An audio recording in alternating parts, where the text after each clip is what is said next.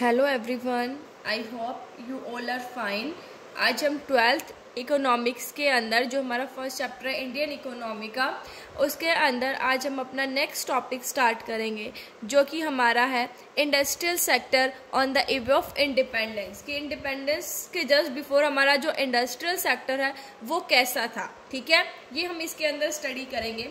सो देखिए, D industrialisation उस time पर क्या हुआ कि जो हमारी हैंडीक्राफ्ट इंडस्ट्री थी उसका डी इंडस्ट्रियलाइजेशन कर दिया गया, डिक्लाइन कर दिया गया हैंडीक्राफ्ट इंडस्ट्रीज को। और जो मॉडर्न इंडस्ट्री की थी उनकी बहुत ही ब्लीक या फिर नॉशनल बहुत कम जो है वो ग्रोथ थी। सो इसको हम डिटेल के अंदर स्टडी करेंगे। डी इंडस्ट्रियलाइजेशन का मतलब क्या था कि जो हैंडीक्राफ्ट इंडस्ट्री है उसको कम कर दिया। अब डी इंडस्ट्रियलाइजेशन का मतलब क्या होता है कि अगर आप किसी कंट्री की जो इंडस्ट्रियल सेक्टर है, ठीक है, उसको ग्रो नहीं कर रहे हो, मतलब उसका डेवलप ना करके उसको किसी और सेक्टर में मूव करते हो या फिर उस सेक्टर का डेवलप ही नहीं करते, उस सेक्टर की ग्रोथ ही नहीं करते हो, तो वो होता है डी इंडस्ट्रियलाइजेशन, ठीक है। ब्रिटिशर्स ने क्या किया, हमारी इंडिया की जो हैंडीक्राफ्ट इंडस्ट्री है उसका डी इंडस्ट्रियलाइजेशन कर दिया, मतलब उसकी जो डिमांड है उसको बहुत कम कर दिया, मतलब ऐसा कर दिया ना के बराबर कर दिया, और ताकि अपने जो ब्रिटिश के जो प्रोडक्ट्स है, ठीक है, वो इंडिया के अंदर बेच सके। मतलब अपने इंडस्ट्रीज को डेवलप करने के लिए उसने हमारी इंडस्ट्रीज का डी इंडस्ट्रियलाइजेशन कर दिया, हमारी इंडस्ट्रीज को कम कर दिया, हमारी इंडस्ट्रीज को डिक्लाइन कर दिया। जो हमारी इंडस्ट्री क्या थी, हमारे इंडिया के अंदर क्या फेमस था, हैंडीक्राफ्ट, जो हाथ से चीजें बनाते थे लोग, ठीक है। सो देखिए, British governments systematically destroyed Indian handicraft industries and no modern industrial base was allowed to come up. अब ब्रिटिशर्स ने क्या किया, बहुत शाने थे वो लोग, अपने इंडस्ट्रीज को डेवलप करने के लिए, अपने प्रोडक्ट की डिमांड बढ़ाने के लिए हमारे इंडिया के अंदर उन्होंने क्या किया, हमारे इंडिया की हैंडीक्राफ्ट इंडस्ट्रीज को डिस्ट्रॉय कर दिया, ठीक है, और कोई भी जो नया इंडस्ट्रियल बेस है वो उन्होंने यहाँ पर आने ही नहीं दिया। अब देखिए, अब डी इंडस्ट्रियलाइजेशन का मेन पर्पस क्या था, कैसे किया उन्होंने डी इंडस्ट्रियलाइजेशन। देखिए, वो क्या करते थे, to get raw material from India at cheap rates to be used by upcoming modern industries in Britain। अब अपने इंडस्ट्रीज को बढ़ाने के लिए, अपना प्रोडक्ट्स को बेचने के लिए वो क्या करते थे, हमारे इंडिया से रॉ मटेरियल जो है वो ब्रिटेन के अंदर लेकर जाते थे, ठीक है, चीप रेट पर यहाँ पर सस्ते मिलते थे, तो यहाँ से इंडिया से जो रॉ मटेरियल है वो अपने देश पे लेके जाते थे। क्योंकि देखिए, रॉ मटेरियल को फिनिश गुड्स में कन्वर्ट करने के लिए इंडस्ट्रीज का होना बहुत जरूरी है, और हमारे यहाँ पर इंडस्ट्रीज की कमी थी, तो वो क्या करते थे, इसलिए मजबूरन इंडिया को क्या करना पड़ता था, अपने रॉ मटेरियल जो है वो ब्रिटेन वालों को देने पड़ते थे। ब्रिटिशर्स का राज था, तो वो क्या करते थे कि जो रॉ मटेरियल है वो इंडिया से अपने देश के अंदर ले जाते थे, और फिर उनको अपनी जो इंडस्ट्रीज है उनमें कन्वर्ट करके क्या करते थे, फिर बेचते भी कहाँ थे, इंडिया की मार्केट के अंदर। देखिए, to sell finish products of British industries in Indian market at higher prices, मतलब हमारे देश से चीप रेट पर रॉ मटेरियल ले जाते थे, अपने देश में फिनिश गुड्स में कन्वर्ट करके हमारे यहाँ पर हाई रेट पर वो बेचते थे, ठीक है। सो ऐसे उन्होंने डी इंडस्ट्रियलाइजेशन किया। देखिए, हमारी जो हैंडीक्राफ्ट इंडस्ट्रीज है उन्होंने ऐसे ही खत्म किया, हैंडीक्राफ्ट इंडस्ट्रीज को उन्होंने बिल्कुल ही खत्म कर दिया था। अपनी इंडस्ट्रीज को बढ़ावा देने के लिए वो लोगों के ऊपर बस फोकस करते थे कि वो एग्रीकल्चर में ही लगे रहे, ठीक है, उनका मेन मोटिव था कि जो इंडिया के लोग हैं वो एग्रीकल्चर में ही लगे रहे। हैंडीक्राफ्ट इंडस्ट्रीज जो है उसको उन्होंने क्या कर दिया, धीरे धीरे खत्म कर दिया। देखिए कैसे खत्म किया, अभी हम स्टडी करेंगे। देखिए, सबसे पहला है discriminatory trade tariff policy of the state. देखो, जो स्टेट की टैरिफ पॉलिसी थी वो अलग अलग थी। देखो क्या किया, मतलब किसके फेवर में थी, जो ट्रेड पॉलिसी थी वो ब्रिटिशर्स ने बना रखी थी अपने फेवर में, मतलब उनकी जो ट्रेड पॉलिसी वो ऐसी थी कि जो ब्रिटिशर्स के लिए फायदेमंद हो, ठीक है। देखिए, वो क्या करते थे, tariff free export of raw material from India. जब इंडिया से रॉ मटेरियल एक्सपोर्ट करना होता था तो उसको टैरिफ फ्री कर दिया, मतलब कोई टैक्स नहीं देना। ब्रिटिशर्स बहुत शाने थे ना, उनको चाहिए था रॉ मटेरियल, तो उन्होंने क्या कर दिया, टैरिफ फ्री, कोई ड्यूटी नहीं, कोई चार्ज नहीं, कुछ नहीं, बस फ्री में जो रॉ मटेरियल यहाँ से जितने रेट का था वहां पे ले जाते थे। उसके बाद क्या करते थे, tariff free import of British industrial products into India.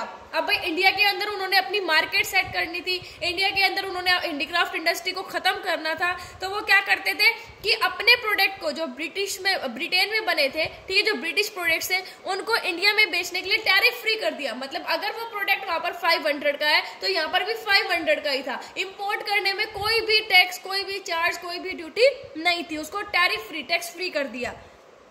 At the same time heavy duty was placed on the export of Indian handicraft product. हमारे इंडस्ट्रियल सेक्टर को खत्म करने के लिए, हैंडीक्राफ्ट इंडस्ट्री को खत्म करने के लिए उन्होंने क्या कर दिया, मतलब अपने प्रोडक्ट इंडिया के अंदर आए तो कोई ड्यूटी नहीं, कुछ नहीं, लेकिन अगर हमारे प्रोडक्ट जाएंगे तो वहां पर हैवी ड्यूटी लगा दी ताकि जो इंडिया के जो हैंडीक्राफ्ट प्रोडक्ट है उनका एक्सपोर्ट ना किया जा सके बाहर। ठीक है, सो देखिए डिस्क्रिमिनेटरी जो टैरिफ पॉलिसी है वो भी उन्होंने अडॉप्ट की। नेक्स्ट है disappearance of princely courts. Princely जो कोर्ट्स थे वो भी डिसअपियर ही हो गए। देखिए कैसे कि ब्रिटिश रूल से पहले क्या थे, जो नवाब थे, जो राजा थे, ठीक है, जो एम्परर्स थे, वो कंट्री के अलग अलग पार्ट्स में शासन करते थे, तो वो हैंडीक्राफ्ट इंडस्ट्री, हैंडीक्राफ्ट जो प्रोडक्ट्स है उनको यूज करते थे। ठीक है, जिसकी वजह से जो इंडियन हैंडीक्राफ्ट इंडस्ट्री है उसने काफी एक इंटरनेशनल ऑक्यूपेशन अचीव किया था, मतलब इंटरनेशनल में अपनी पहचान जो है वो अचीव की थी। लेकिन जैसे ही ब्रिटिश रूल स्टार्ट हुआ, प्रिंसली कोर्ट्स खत्म हो गए, अब ब्रिटिशर्स का राज हो गया, जिससे कि हैंडीक्राफ्ट इंडस्ट्री क्या होने लगी, कम होने लगी, क्योंकि उन्होंने, ब्रिटिशर्स का मेन मोटिव ही क्या था कि हैंडीक्राफ्ट इंडस्ट्रीज को बिल्कुल खत्म करना और अपने जो प्रोडक्ट्स है वो यहाँ पर आके डेवलप करना, अपने प्रोडक्ट, अपनी मार्केट डेवलप करना, जब ब्रिटिशर्स जो प्रोडक्ट्स है उनको ज्यादा से ज्यादा बेचना। ठीक है, नेक्स्ट है competition from machine made products. अब मशीन मेड प्रोडक्ट से कंपटीशन था। देखिए मशीन मेड प्रोडक्ट, जो मशीन में बने हुए प्रोडक्ट्स होते हैं, machine made products from Britain were low cost products and gave stiff competition to the handicraft product in India. अब देखिए एक चीज हाथ से बनाए और एक चीज मशीन से बने, जहाँ पे हाथ से बनने में एक चीज 1 महीना लग जाए, वहां पर मशीन एक ही दिन में वो चीज बना सकती है।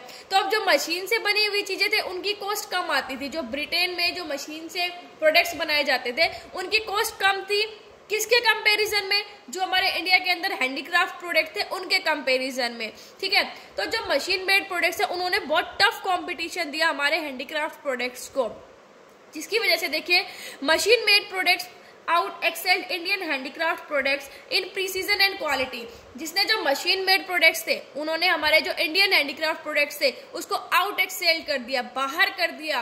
किस वे में, प्रीसीजन, शुद्धता के बेसिस पर, क्वालिटी के बेसिस पर, मतलब उनकी क्वालिटी वगैरह सब बहुत बढ़िया होती थी, जिसकी वजह से हमारे जो इंडियन हैंडीक्राफ्ट प्रोडक्ट है उनको बाहर का रास्ता दिखा दिया। Competition force the Indian craftsman to shut down their enterprise.